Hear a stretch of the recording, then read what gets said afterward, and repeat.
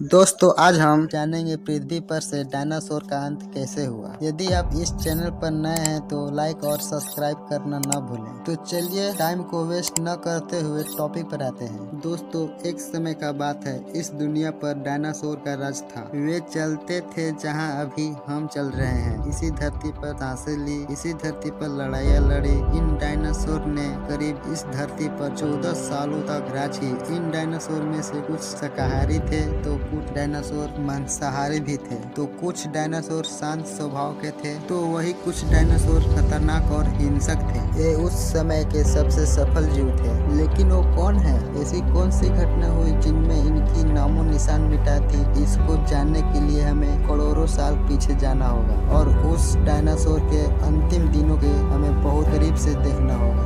तो आइए चलते हैं आज से 65 मिलियन साल यानी कि 6 करोड़ 50 लाख साल पीछे। आज से लगभग 6 करोड़ साल पहले धरती पर मौसम सामान्य था। सूरज की रोशनी चारों ओर फैली थी और लंबे लंबे पेड़ों से टकराती और समुद्र की ठंडी हवाएं और चारों तरफ डायनासोर की चिल्लाने और चिघारने की आवाजें। जब सारे डायनासोर की प्रजाति बड़ी आराम से धरती पर अपना जीवन बिता रही थी, तब 10 करोड़ साल पहले ही इनकी किस्मत लिखी जा चुकी थी। 10 करोड़ साल पहले एक छोटा एस्टेरॉयड का टुकड़ा जो क्षुद्र अंतरिक्ष से आ रहा था, वह पृथ्वी से लगभग 20 करोड़ मील दूर मंगल और बृहस्पति के बीच बने एक क्षुद्र ग्रह बेल्ट में घूम रहे एक बड़े एस्टेरॉयड से जा टकरा रहा है। उस टकराव से उस बड़े एस्टेरॉयड का दिशा बदल जाता है और वह क्षुद्र ग्रह बेल्ट से निकलकर सीधे पृथ्वी की ओर 22,000 मील की प्रति घंटे की रफ्तार से बढ़ने लगता है। जब यह एस्टेरॉयड पृथ्वी से 3,84,000 किलोमीटर की दूरी पर था, तब धरती से डायनासोर का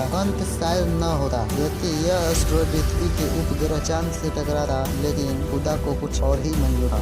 इसलिए ये एस्टेरॉयड चांद के बहुत नजदीकी से गुजर गया। 40 किलोमीटर के व्यास वाला 2 ट्रिलियन मेट्रिक टन का एस्टेरॉयड प्रत्येक सेकेंड के साथ साथ धरती के करीब बढ़ता जा रहा था। जब ये एस्टेरॉयड पृथ्वी के वातावरण के संपर्क में आया तो इसकी रफ्तार 70,000 किलोमीटर प्रति घंटा हो गई। इसको पृथ्वी के वायुमंडल में घुसते ही ये भयानक एक आग के गोले में बदल गया। ये इतनी रफ्तार से धरती की ओर बढ़ रहा था कि सिर्फ 4 मिनट में अटलांटिक ओशियन को पार कर दिया था। इसकी चमक इतनी थी कि धरती पर टकराने से पहले ही धरती के अनेकों जीव इस आग के गोले को देखकर आंख से पूरी तरह अंधे हो चुके थे। ये जीव उस उल्का को देख नहीं पा रहे थे, लेकिन उस भयानक गर्मी को महसूस कर रहे थे। कुछ समय बाद ये एस्टेरॉयड मैक्सो कोसी के खाड़ी के पास पृथ्वी से टकरा जाती है और लगभग 35,000 डिग्री सेल्सियस की ऊर्जा वाला एक भयंकर विस्फोट होता है। इस टकराव का विस्फोट लगभग 10,000 विस्फोट बम के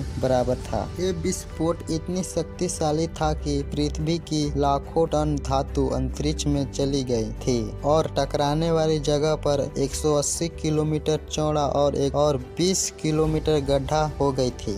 विस्फोट के कारण इस गड्ढे का सारा मैटर और सारा पत्थर आसमान में धूल के बड़े बादल में बदल गया। फिर 16 मिनट 40 सेकंड बाद जमीनी की वजह से धरती के अंदर चारों ओर 11.1 तीव्रता की भूकंपीय तरंगे उठने लगी। इस वजह से समुद्र में विशाल लहरें का निर्माण हुआ और एक के बाद एक सुनामी का लहरें चारों तरफ बढ़ने लगी। भूकंपों तरंगों ने सभी ज्वालामुखियों को तहलका दिया, जिसके कारण जगह जगह डायनासोर का विनाश शुरू हो गया। धरती की महाविनाश की प्रक्रिया आरंभ हो चुकी थी। इस भयानक विस्फोट की रेडिएशन की मात्रा इतनी बढ़ गई कि इनकी 800 किलोमीटर की दायरे में सभी जीव जलकर पूरी तरह एक राख के ढेर में बदल गए थे। इस जमीनी खतरे से तो बच निकले। दोस्तों ये तो महाविनाश की शुरुआत थी। विस्फोट की वजह से जो लाखों टन मेटल, धूल और पत्थर जो अंतरिक्ष में गया था, वह ग्रेविटेशन पुल के कारण ठीक 40 मिनट बाद आग के गोले के रूप में पूरी धरती पर बरसने लगी। साथ ही एक धूल का बहुत बड़ा तूफान 6,000 प्रति घंटे की रफ्तार से पृथ्वी की दूसरी तरफ मौत लेकर आ रहा था। ये धूल की बादल कई किलोमीटर मोटी थे,